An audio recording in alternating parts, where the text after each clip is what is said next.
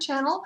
I am trying to put out more videos. I took a long break on broadcasting because of just a lot of things that happened in life that needed my attention, and I am a huge believer in prioritizing, and sometimes that means that some of the things that are important but not urgent go to the wayside while I deal with the things that are truly urgent and truly important that cannot be foreseen, such as illness. So that's what I've been dealing with for the past month. And as I've come back, I've been dealing with a lot of overwhelm. There's a lot of undone things that need to be done, need to be caught up. This happens a lot anytime anyone goes on vacation. Even if you take planned time off, which I highly recommend, it is really easy to get overwhelmed. And one of the top reasons we get overwhelmed is that we're trying to do, well, overwhelm is just trying to do too much at once. A lot of, and I think this is mostly women. I don't have any statistics or anything, so don't quote me on that. But I have seen that in my personal life that women tend to want to multitask more often, whereas most men that I see focus on one thing at a time. This may be completely unique to my friends and family. I don't know. So I'm by no means trying to say that this is, how everybody behaves, but this is just what I have observed. So, and it kind of goes back, I personally believe, to motherhood, where we have to, when I was a young mother, I would nurse a baby, take a phone call, wash the dishes, and it's worse when you have more than one child. I happen to have 5. So I'd have one baby in arms, another baby pulling on my hemline asking for attention. And to this day, even though I'm in a more professional setting, this job isn't nearly as important as motherhood is, but in a more professional setting, in a more socially obvious setting, and I still feel like I have kids pulling on my hemline all the time, demanding attention all the time, all of my attention, all of the time, and I can't do it. And so I tend to feel very overwhelmed. I talked yesterday about some strategies for dealing with overwhelm. Some of them were things like whittle down your to-do list and realize you're not going to get it all done. And that is something that I have had to do. I don't get overwhelmed with housework so much because I know that it doesn't really matter how many dirty dishes are in the sink. Eventually we'll have to go to paper plates, and then there won't be any more dirty dishes, and I can wash the dishes one time and get it caught up.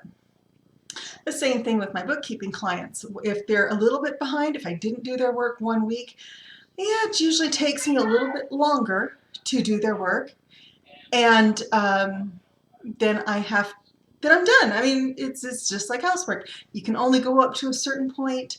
Yeah, maybe I didn't get their stuff done for a week or 2, but unless there's a deadline, there's no rush.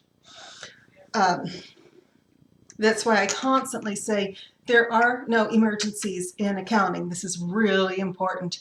There are no emergencies in accounting. If you failed to plan ahead as a client far enough to know that it's going to take me some time to get your work done, regardless, then it's a problem. That's your problem for not thinking ahead. It is not my problem for me to take on all of your stress. I can't deal with 200 clients worth of stress. I just can't. I can't even deal with 10 clients worth of stress. I can barely deal with my own. So a lot of people will think, well, I can multitask. Well, sometimes you can. Most of the time, however, you can't. And it's really better to just give this up. When I was a kid, when we lived in Seattle, my mom used to love to watch the TV show MASH. It was one of her very favorites, and she would send us all to get to bed before she watched it. And my bedroom was right next to the family room where the TV was, so I would sneak around and watch it from behind her so she couldn't see me. So when I was a very young teenager, 12, 13, 14. And there was one of my favorite characters was David Ogden Stiers' character, Charles Emerson Winchester, Major Charles Emerson Winchester, the third, because he was so easy to you just poke him a little bit and he would explode. It was so funny. And, he's trying to maintain his very cultured, very, very upper class behavior in a camp full of doctors who have been dealing with war for a long time, and some of them are middle class, raised lower middle class, and got through medical school by the skin of their teeth and that kind of thing. And they just weren't the Harvard trained type of doctor that he was. And I'm telling this story because he has a line in one of his early appearances in the show, where they do what they call meatball surgery, which means they get these soldiers in, they patch them up as fast as they can, ship them out to another hospital to do the more refined surgery. Battlefield medicine. And I come from an Army family, so this is all, none of this was new to me, even as a teenager. But there's one time when they're all after him going, we have casualties coming in. You can't take this time. There's no time left to take. And he says, I do one thing, I do it very well, and then I move on. Well, of course, the other doctors are freaking out, saying you cannot have this attitude in a meatball surgery sort of a setting. You have to get all this stuff done.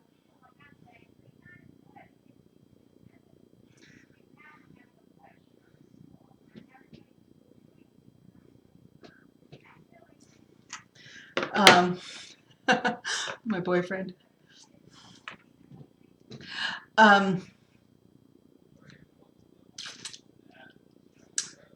You really can't. You have to take care of the immediate stuff first. And then they understood that these casualties would be sent to another hospital for further surgery. But that one statement really made an impression on me. As women, as workers, as business owners especially, it's really easy to try to do 100 things at once. It's really easy to think, well, I can talk to this person on the phone and type an email to a different person on a completely different subject and cook dinner and clean the house, and I can do this all at once. And that's just not true. It is everything I can do to talk on the phone and keep my mind on what I'm supposed to be doing when I'm only talking to one person. I have a long to-do list, and I have a lot of stress that goes with it because I do feel like I take on all of my clients' stress. And I usually handle it pretty well, but if I'm behind on anything, then I feel like it's hard for me to figure out where to start. Now, once I start, I don't like to be interrupted, and the reason for that is I do one thing, I do it very well, and then I move on. And when I have interruptions throughout the day, which, they're inevitable, but when I have interruptions that cause me to really have to shut down this task and move to a different task and then go back, for example, if I need to stop what I'm doing for one client, go to a different client, help them with something, and then go back. Although I'm very happy to do that, it really messes with my productivity because now all of a sudden I'm multitasking. It's worse when I'm using QuickBooks Accountant because I can have 2 different QuickBooks files open.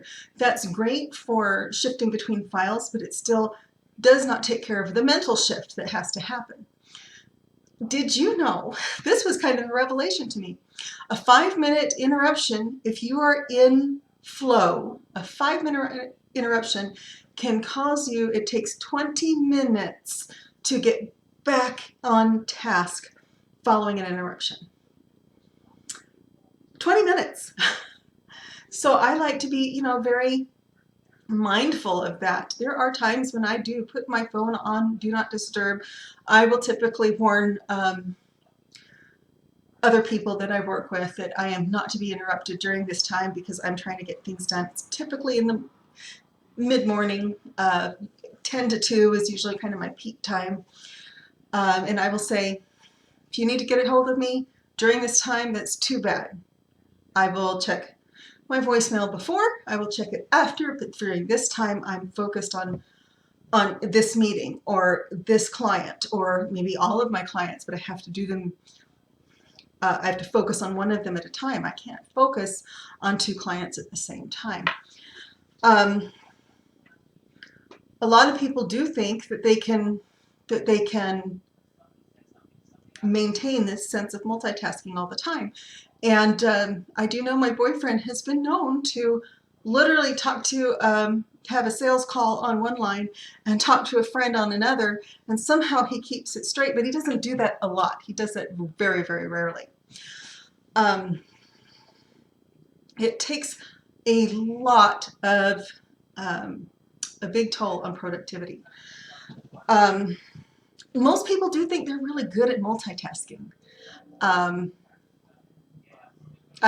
You're not. You're not.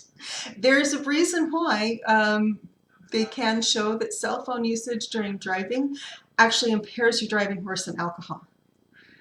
I do only use hands-free. I'm really particular about that. I never text when I'm driving. Occasionally I will call someone if I'm on a long road trip to kind of keep my mind from getting hypnotized on the road. But if I'm driving in the city, I don't want any interruptions. I want my focus to be on the cars around me. It really is better to focus on one thing at a time. Also, trying to do many different things at once actually impairs your cognitive ability.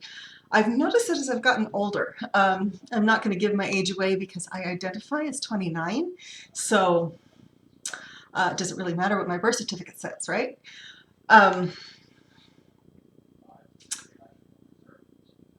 Well, let's start by saying I have noticed that I have a harder time with multitasking as I get older. When I was younger, I really did believe that I could talk on the phone, nurse the baby, and crochet all at the same time, or something similar. I do like to listen to music when I work, but I have discovered that if I listen to music with lyrics, the lyrics themselves will distract me. I am a rock and roll girl, top 40. I really like to listen to classic rock a lot. So it's kind of hard for me to pull that back and say, actually, what I need to listen to when I'm studying is Mozart, not Metallica. I need to, if I'm working, I need to have specific music playing that is actually engineered to help you focus. No lyrics, because the lyrics themselves is a distraction. And like I said, I've noticed as I get older, it's harder for me to keep my mind focused on more than one task. I really have to be focused on the one thing that I'm doing. My kids laugh at me because I will do things when I'm distracted, like put my keys in the refrigerator. I've only done this one time, and they won't let me live it down. Or I'll walk around the house with my glasses on top of my head, wondering where my glasses are. Or I'll look for my phone while I'm talking on it. And that's all because I'm trying to do too many things at once. So what do we mean by multitasking? Well, it means doing 2 or more things simultaneously. I'm trying to talk on the phone and write an email. I'm trying to check the message from my boyfriend and do this video. I'm not very good at that. It can also involve a lot of switching from back and forth. So when I'm working on one client and I have a lot of phone calls from other clients and I have to switch gears a lot, that's multitasking as well. And it can also involve performing a number of tasks in rapid succession. That, for me, as an accountant, usually what that does not mean I work on one client and I complete it, and then I go on to the next client and I complete it. It may mean, they say a number of tasks in rapid succession. To me, that means something that's very different. So every time you switch tasks, that doesn't necessarily mean going from one bookkeeping client to another bookkeeping client, for example, because it's really the same task, but for different clients. It would be going from doing a video to writing an email to cleaning up my flower beds to, I mean, just different things. I'm looking at different things. And, you know, as a mother, you just had to deal with that. As an accountant, I find that it's much more difficult.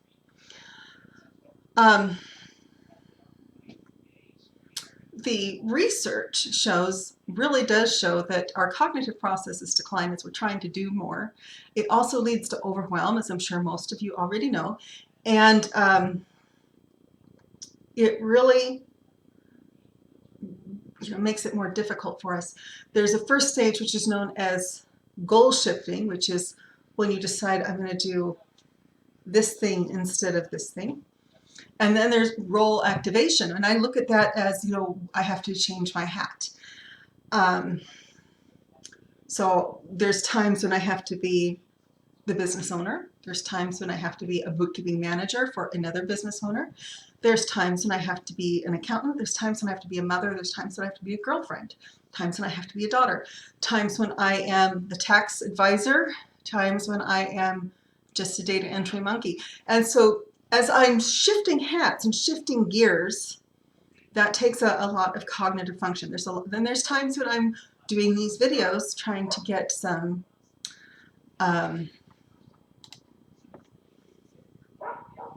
information out to get people to want to interact with me so that I can bring them on to my bookkeeping company.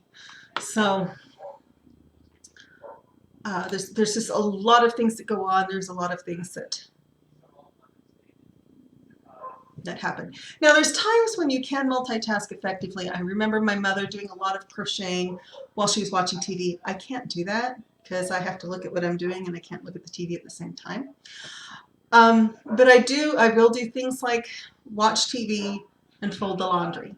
It doesn't take a lot of brain power to fold laundry. I will do things like listen to classical music while I work because I've selected those two things to complement each other. But if I'm driving a car in heavy traffic, I don't want to do anything else at that time. In fact, I have been known to tell siblings, I have to let you go. It's rush hour in Salt Lake. I got to put my whole attention on what I'm doing. So what you want to do is you want to minimize the amount of time you spend switching tasks. First you have to understand you can only do one thing at a time. You're just one person. So you need to make sure that you are focusing on the one thing that you're doing at that time. The other thing you need to do is to make sure that you're kind of have a to-do list of things that need to be done next. What needs to come next?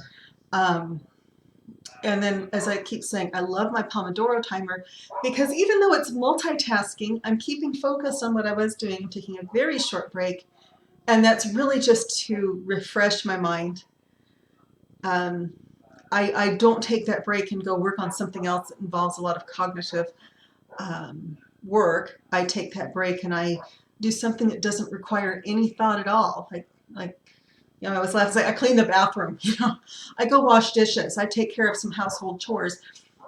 I take 5 minutes to do that because it really doesn't take that much. I have a list of things that I want done every day, and so I will just go to the next thing on the list. I don't have to think, oh, I have to, for the next 5 minutes, I'm going to go clean my bathroom. And when I'm done with that, I can mark it done, and then I'm going to clean the next bathroom. I don't spend a lot of time thinking about what to do next. I have this 5 minutes goes to here, this 5 minutes goes to here, this 5 minutes go to here. Now I have a 15-minute break. I'm going to mop the floor. None of this requires a lot of cognitive work. It's just kind of a break from my mind. Okay, while I'm mopping the floor, I'm going to think about this client's problem and consider the best way to handle their particular work. I'm going to kind of close this down for right now. It will be continuing on this theme of overwhelm, prioritizing, multitasking, really on how to be more productive, get more done, and be able to be focused on the things that matter most to you. That's often not the things that are urgent. It is the things that are important but not urgent. So that's it for today. Again, as always, if you enjoy these videos, if I'm saying anything you like, please feel free to like, share, and subscribe. Hit the notification bell so that you get notified when new videos go up. I have not put myself on a schedule for these yet, just because life is a little bit crazy, but you should expect 2 or 3 new videos a week. I do tend to only do them live because I hate to go back and edit them. It's a lot of, it's extra time today. Thanks for tuning in, and I'm looking forward to talking to you again later.